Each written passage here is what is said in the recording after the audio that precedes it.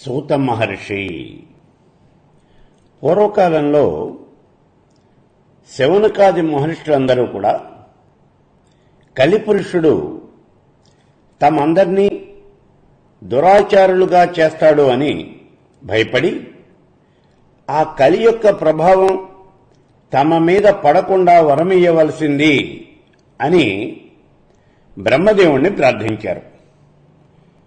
ఇక్కడ ఒక్క నిమిషం ఆగండి. శౌనకాది మహర్షులు అని చెప్తూ ఉన్నాం మనం. అసలు ఎవరు ఈ శౌనకుడు? శౌనకుడు ఒక మహర్షి, సునకుని యొక్క కుమారుడు. ఇతన్నే శౌనకుడు అని అంటారు. ఇతడు నైమిషారణ్యంలో 12 సంవత్సరాల పాటు సత్రయాగం చేసి సూతుని వల్ల అనేక రకాలైనటువంటి పుణ్య కథలు అన్నీ కూడా విన్నటువంటి మహానుభావుడు.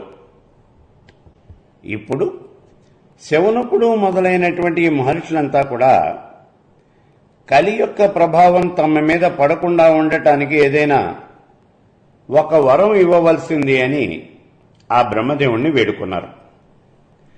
అప్పుడు విధాత వాళ్ళకి ఒక చక్రాన్ని ఇచ్చి, ఇదిగో ఈ చక్రము అనేది ఇలా బయలుదేరి వెళుతూ ఉంటుంది, మీరందరూ కూడా దాని వెనకాలే వెళ్ళండి, అది ఎక్కడైతే కింద పడిపోతుందో అక్కడే మీరంతా ఉండండి, ఆ ప్రదేశానికి కలి యొక్క ప్రభావము అనేది ఏమాత్రము అంటదు అని చెప్పాడు.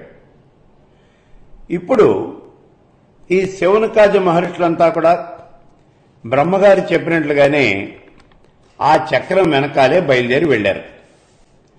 అలా వెళ్ళగా వెళ్ళగా వెళ్ళగా ఒక మహారణ్యంలోకి వెళ్ళిపోయింది ఆ చక్రం. అలా వెళ్ళి ఆ మహారణ్యంలో ఒక చోట నేల మీద పడిపోయింది.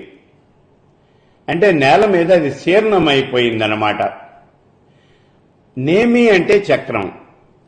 ఆ నేమి శీర్ణమైనటువంటి చోటు అంటే నేమి, ఆ చక్రం పడిపోయినటువంటి చోటు ఏదైతే ఉన్నదో దాన్నే నైమిషము అని అన్నారు.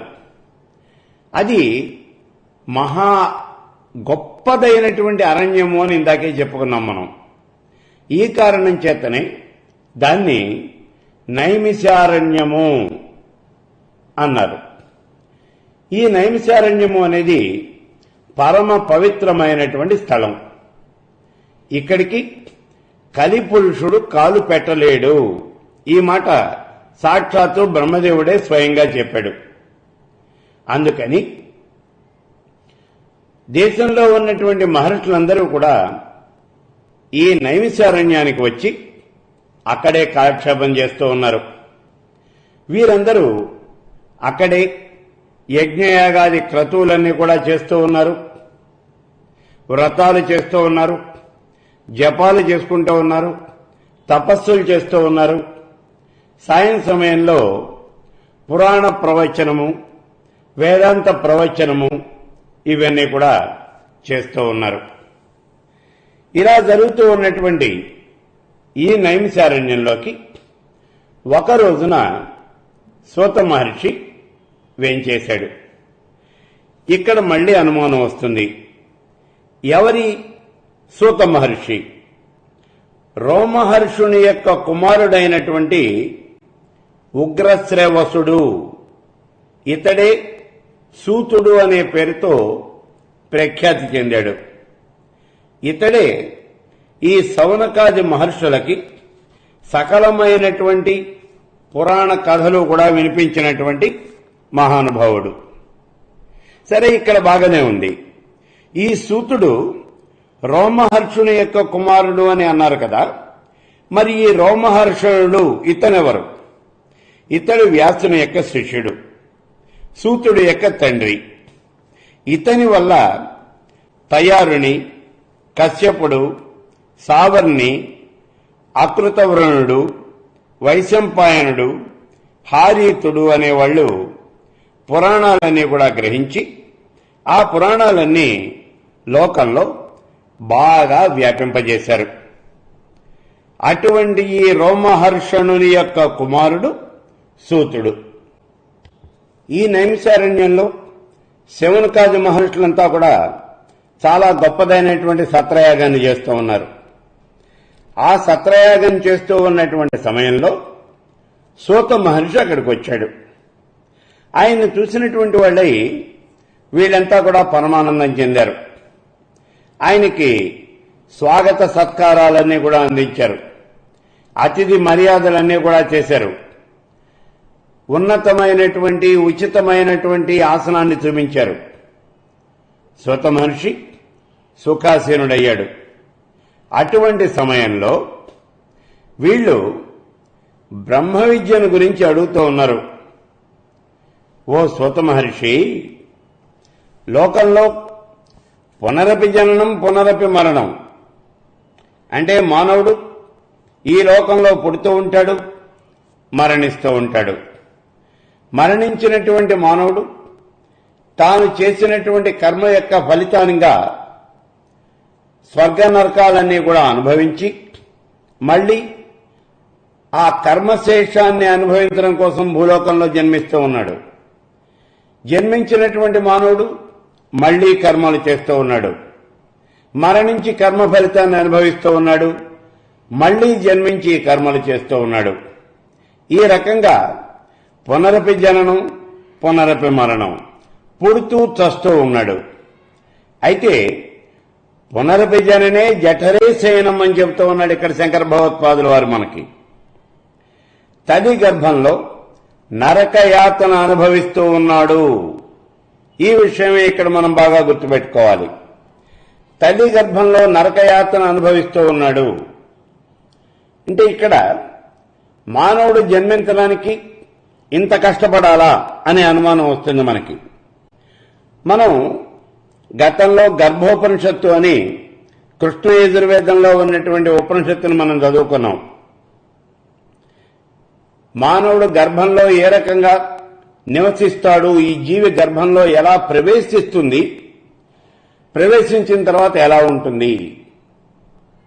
దీనికి దేవి భాగవతంలో ఒక చిన్న కథ కూడా ఉంది చూడండి.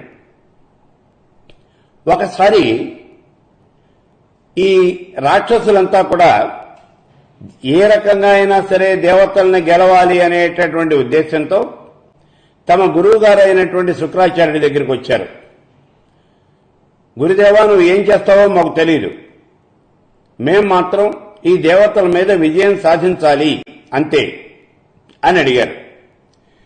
శుక్రాచార్యుడు కూడా చాలా ఆలోచించినటువంటి వాడై దేవతలలో ఉన్నటువంటి వాళ్ళు అధికులైనటువంటి వాళ్ళు ఇద్దరే.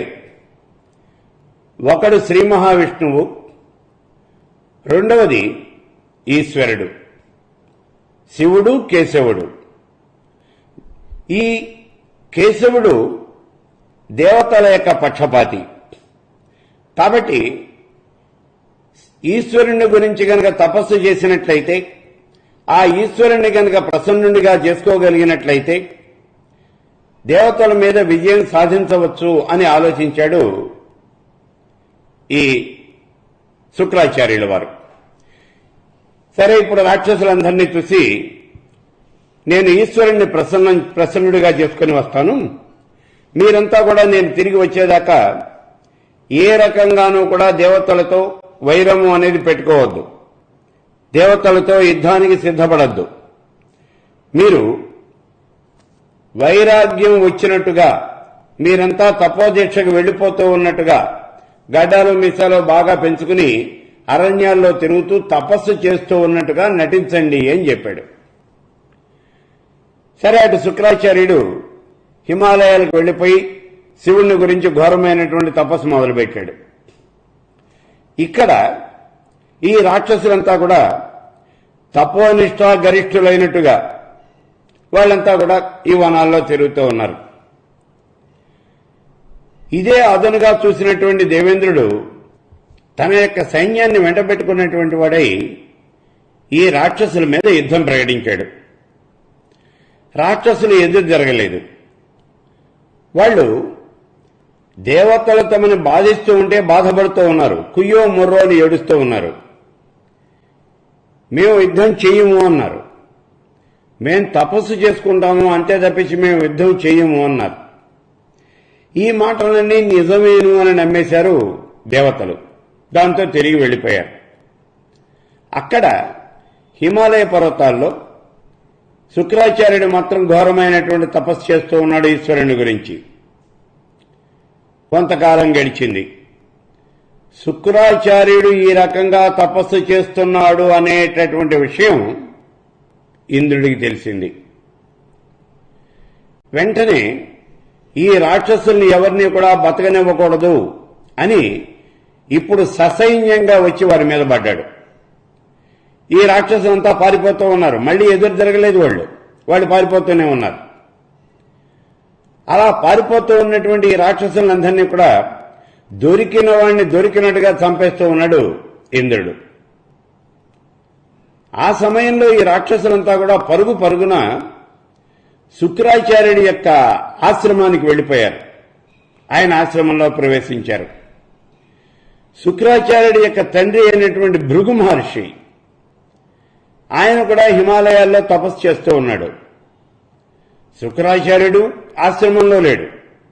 ఆయన తండ్రి అయినటువంటి భృగు ఆశ్రమంలో లేడు. మరి ఆశ్రమంలో ఎవరున్నారు?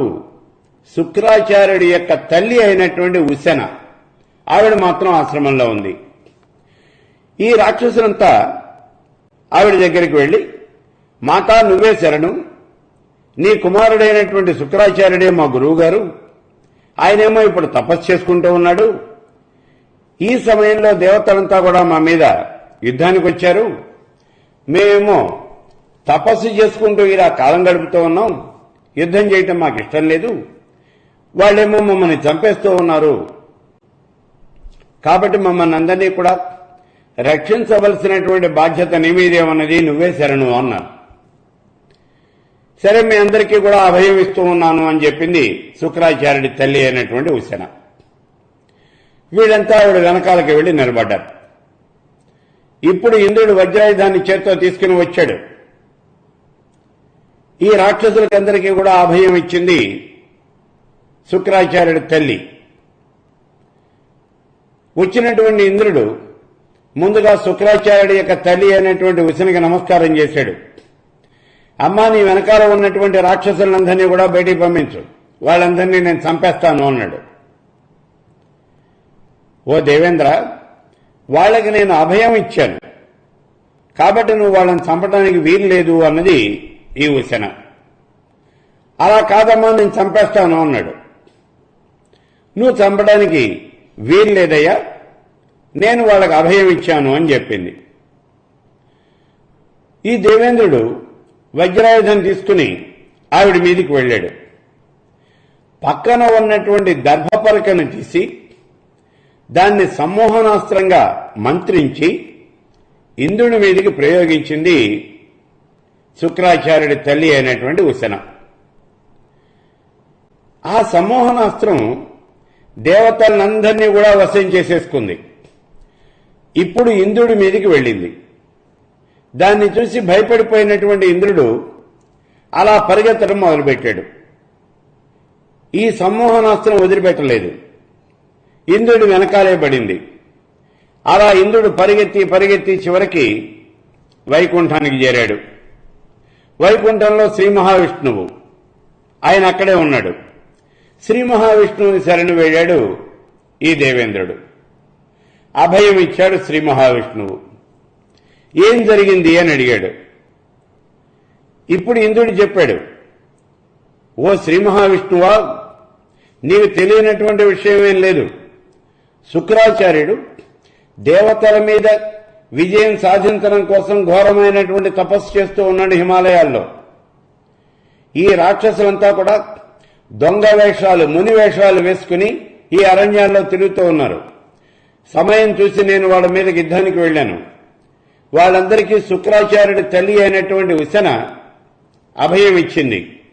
ఆవిడ నా మీద సమ్మోహనాస్త్రాన్ని ప్రయోగించింది. ఆ సమ్మోహనాస్త్రం నన్ను వశం చేసుకోవడం కోసం నా వెంటపడింది. అందుకని నేను నిన్ను శరణు వేడుతూ ఉన్నాను అన్నాడు. శ్రీ మహావిష్ణువు చూశాడు.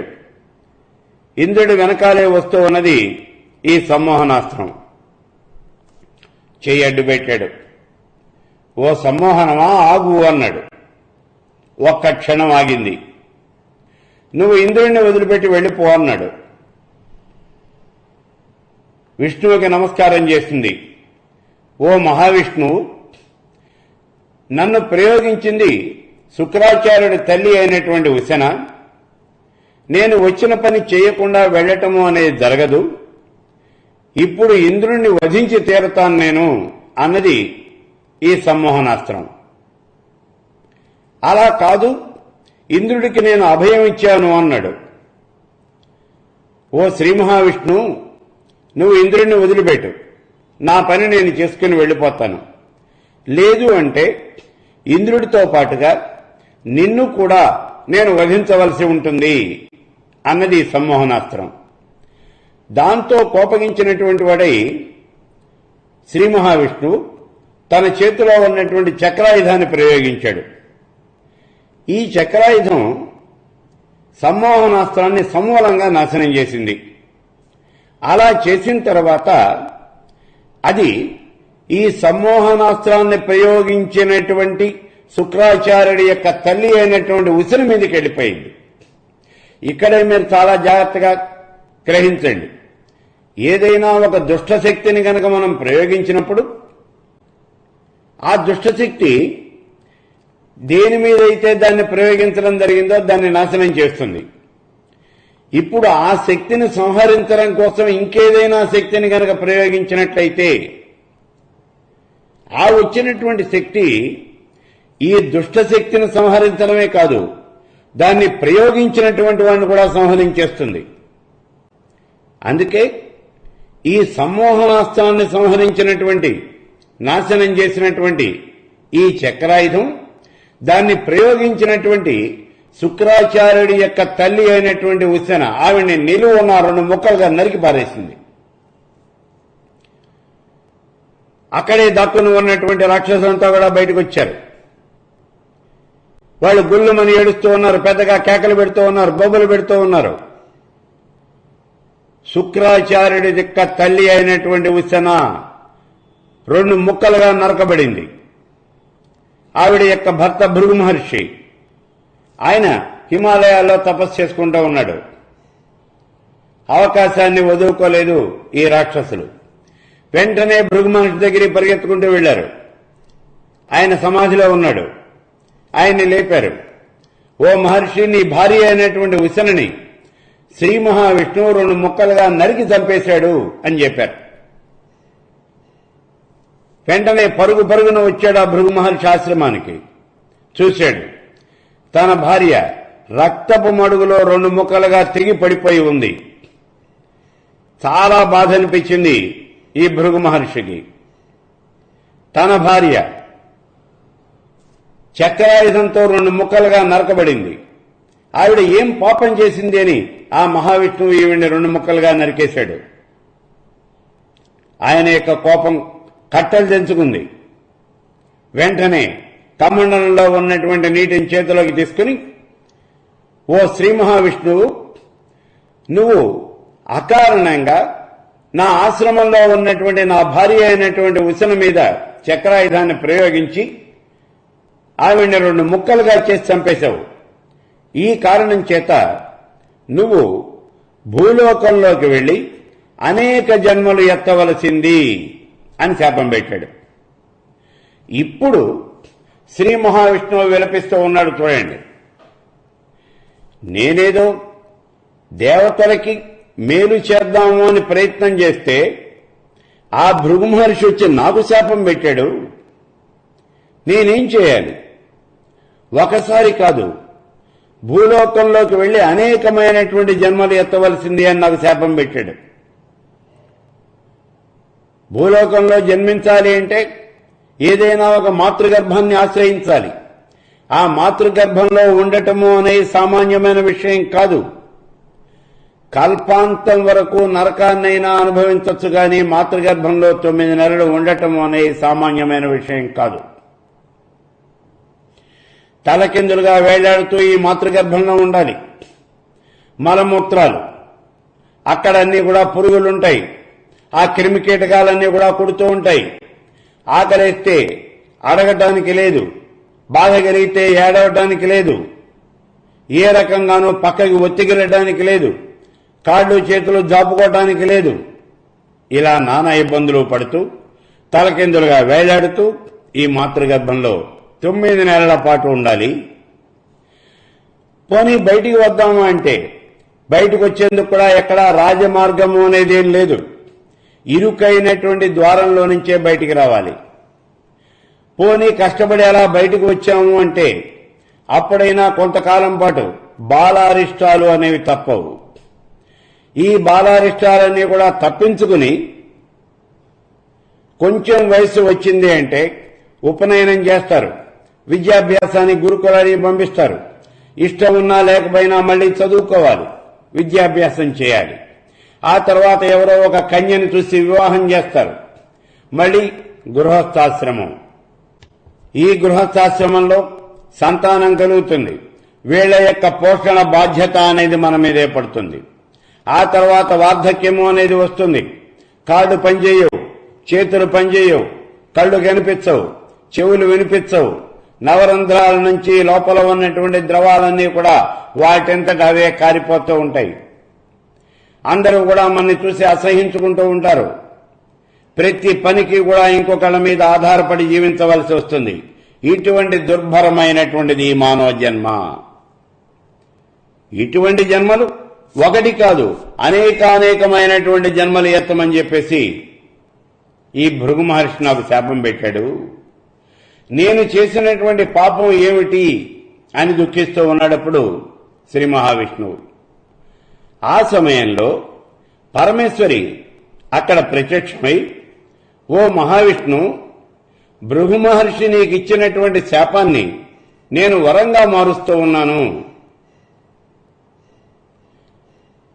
ఎలాగూ అంటే ఎప్పుడైతే భూలోకంలో ధర్మానికి హాని అనేది కలిగిందో అప్పుడు నువ్వు భూలోకంలో ఏదో ఒక రూపంలో అవతరించవలసింది, మళ్లీ ధర్మ సంస్థాపన చేయవలసింది. ఆయన యొక్క శాపాన్ని ఇలా నేను మారుస్తూ ఉన్నాను అని అంటుంది పరమేశ్వరి.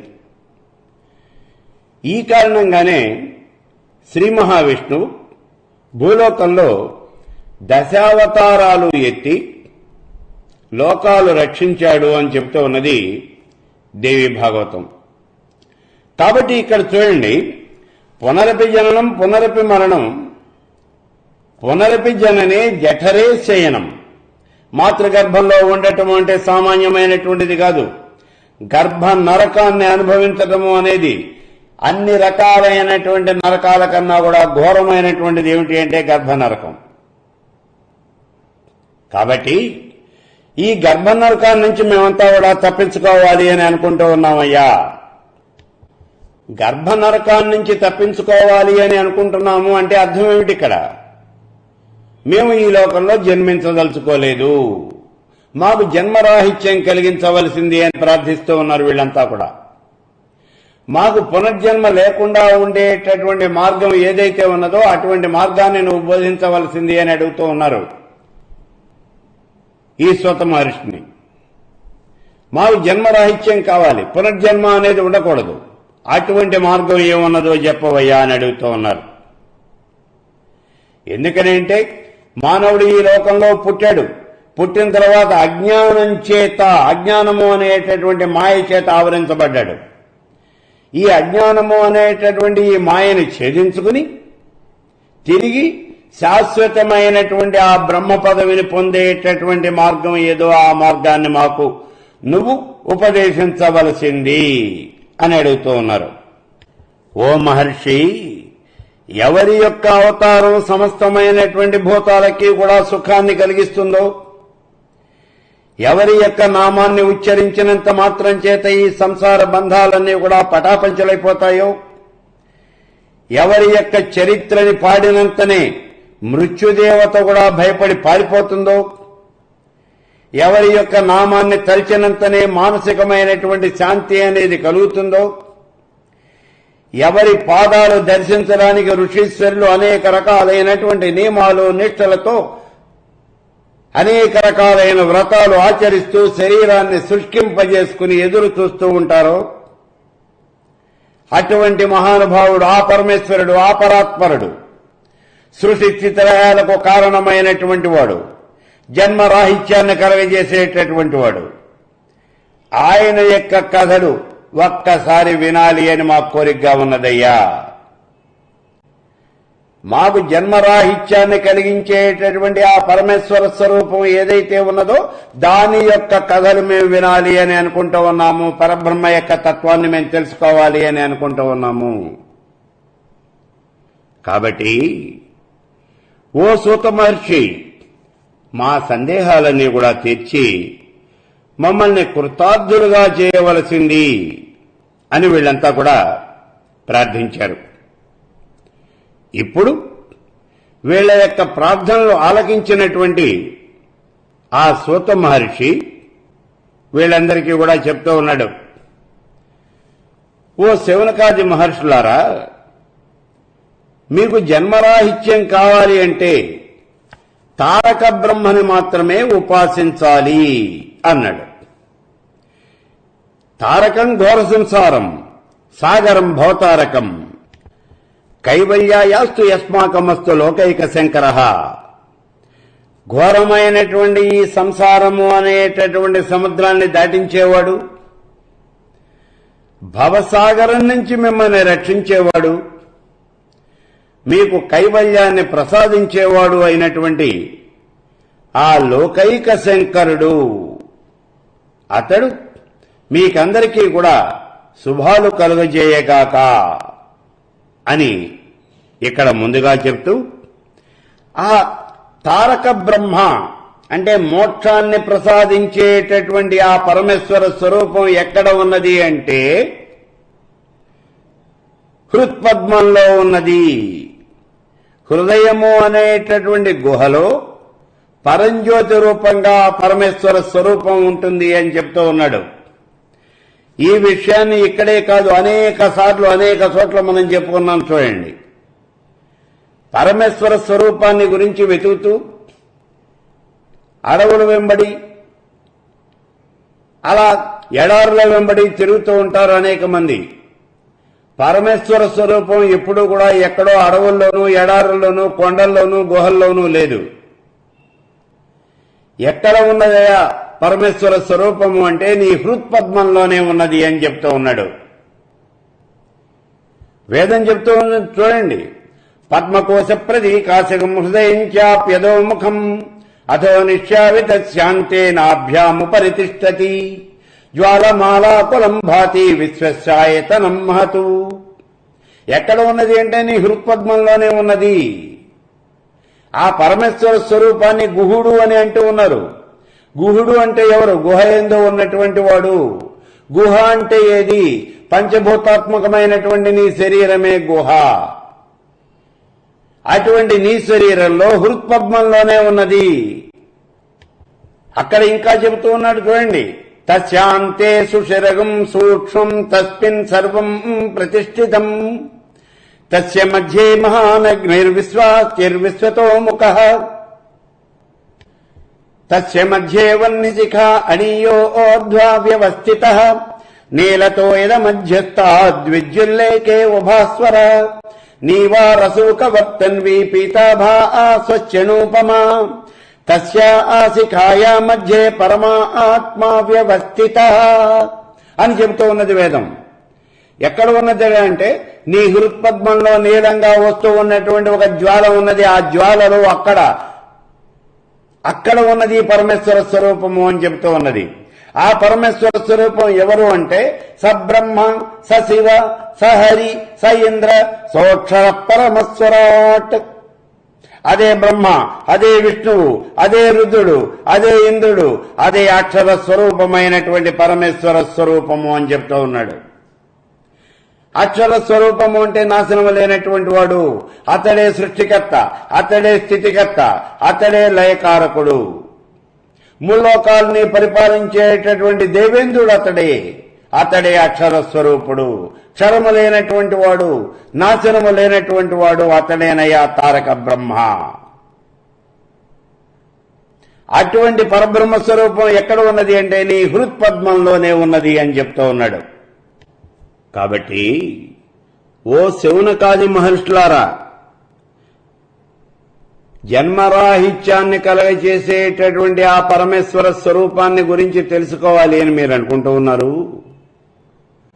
అతడు ఎక్కడో లేడు, మీలోనే ఉన్నాడు, మీ హృత్పద్మంలోనే ఉన్నాడు.